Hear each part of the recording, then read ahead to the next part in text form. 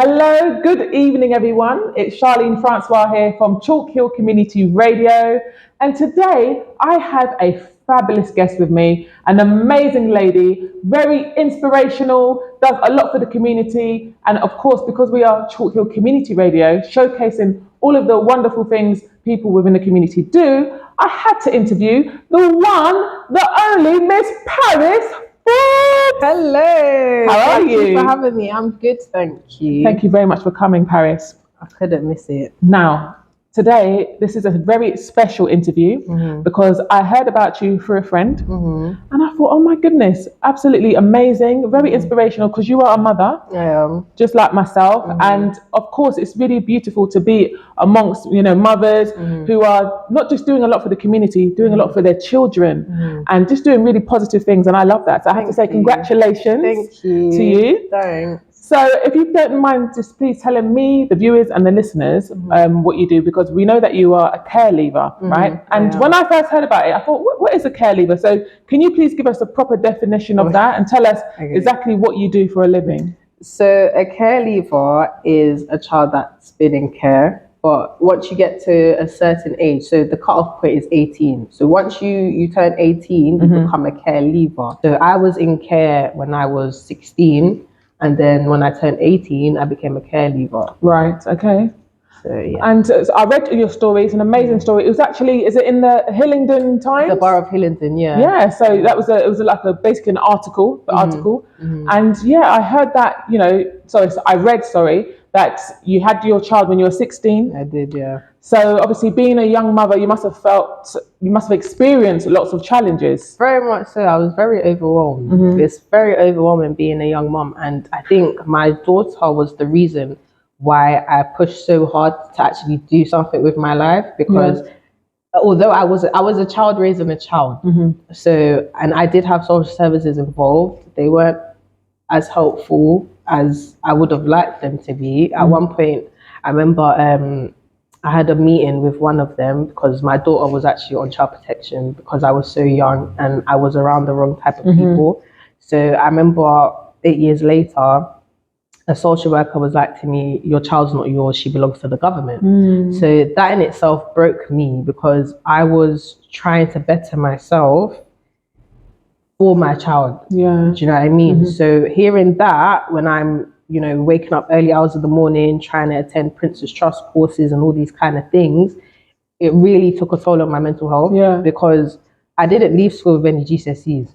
So I had to take the long way around to actually accomplish something and feel good about myself. Yeah, of course. Yeah. So, yeah. And I heard in order for you to do that, so you did certain courses. Was it your in maths? I did my functional skills level 2 maths. Yes. I had to redo. Funny enough, I redone my GCSE English in a mosque. In a mosque? In a mosque. Okay, yeah. Interesting. Because the area I got moved to was Luton. Right. So they moved me to Luton and I was like, I need to get into uni, I need to do something, I need to accomplish something. So the only place that they could do it was in a school, but it was a mosque. Right. So we did that, and then I did the Princess Trust courses, getting into the NHS. I did my access to nursing course. I spent 3 years in college instead of 2 years. Right, okay. So I did my health and social care level 3, extended diploma, all of that stuff just to get into uni. And please tell me, I know you did some courses during COVID, is that correct? So I did uni during COVID. Can we please give this lady a clap, please, everyone? Amazing. Yeah. That must have been even more challenging. It was, yeah, because at the time I was in a 1-bedroom house with a screaming 4-year-old. Wow. Trying to do assignments on time. At one point I broke down because I was just like, it's a stressful time. I was overwhelmed. Anyway, a lot of people's mental health was everywhere. We didn't know what the future was holding. 100%. And our lecturers were not giving us any leniency. So I had to produce what I had to produce while being a full-time mom, having to deal with that, plus my mental health. Yes. It was just a lot. But you did it. I did it. Yeah, another clap, please. Thank you very much. Well done, you know, and this is the reason as to why I wanted to interview you, because I'm a mother myself, and we all go through our challenges, not just mums, you know, dads as well, people in general. But, you know, your story really resonated with me, you know, having read it and just seeing, you know, everything you go through and that you've been through, you know, so this is absolutely amazing. Well done. Thank you. And can you please tell me, what would you say the most hardest part of your job is, what you do? I think. What is your job title? Oh, I'm a school nurse. You're a school nurse? Yeah, I'm a school nurse. Right. So I previously worked in Brent, but I moved to Uxbridge to do school nursing in Uxbridge.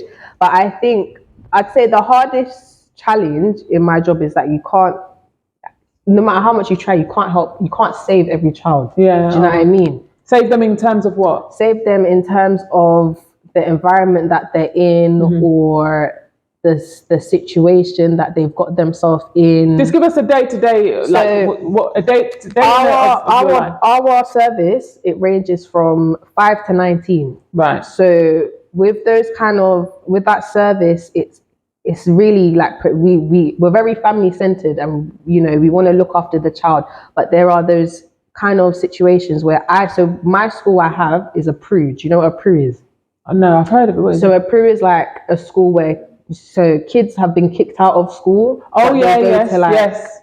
It's like a detention center basically. So in my school, we have a lot of like teenagers that are dealing with probably grooming or you know, getting into the wrong crowd. Yes. And it's a thing where I feel like a lot of professionals within my service judge a lot of kids, especially, you know, kids of color. Yes. Don't want to say, but it's very like potent that they do that.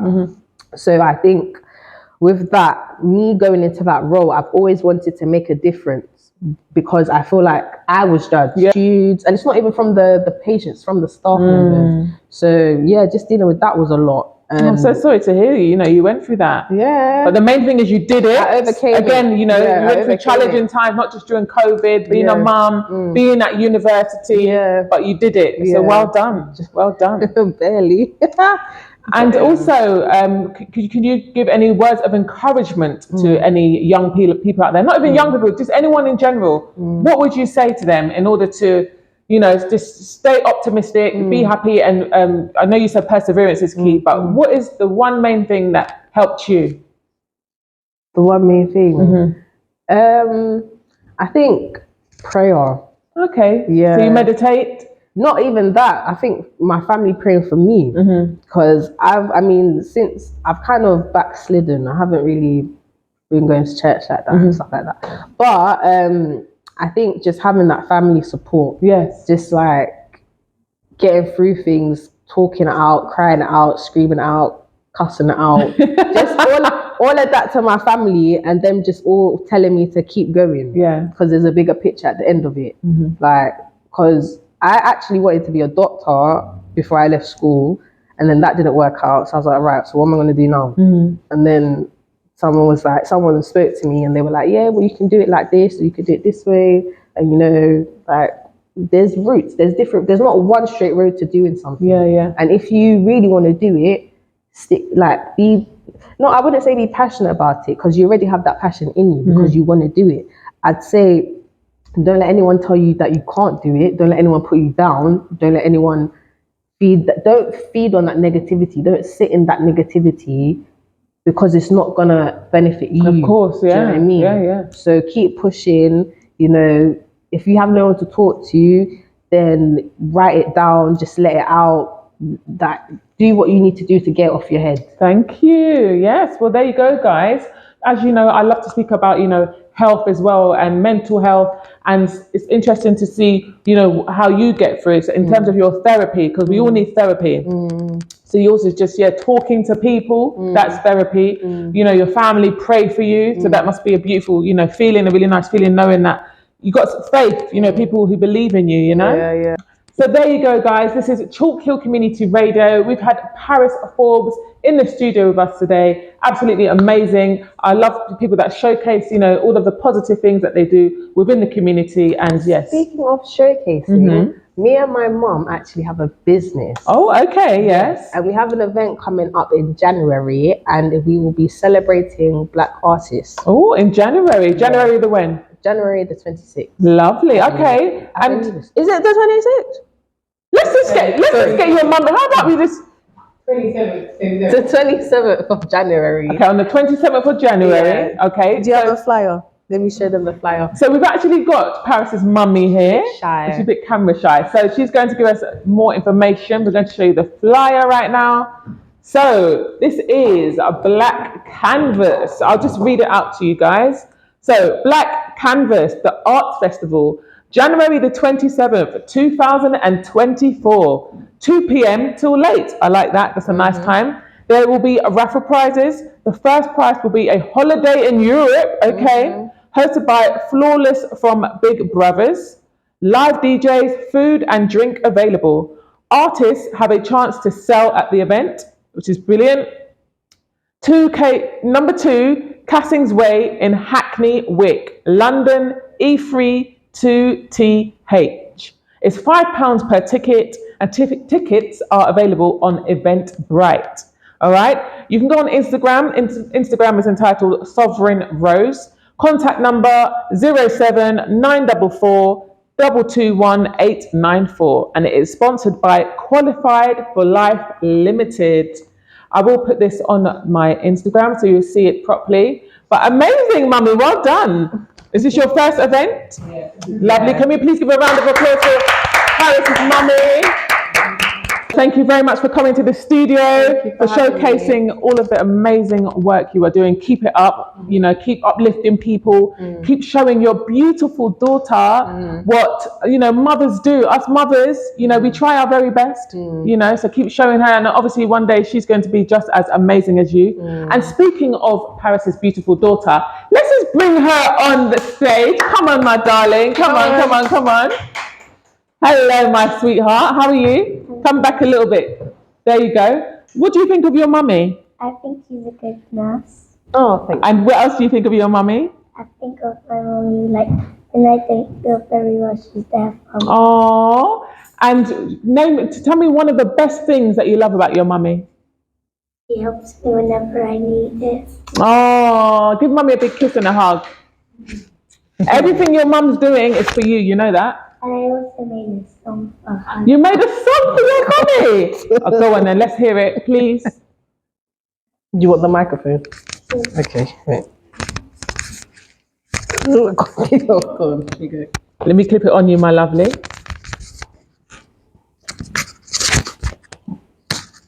Okay, so Parris's daughter is going to sing a song for her mummy. She is everything to me. I don't know what I would do without her, because she's there for me. She helps me when I'm sick. She cooks for me. She buys me clothes.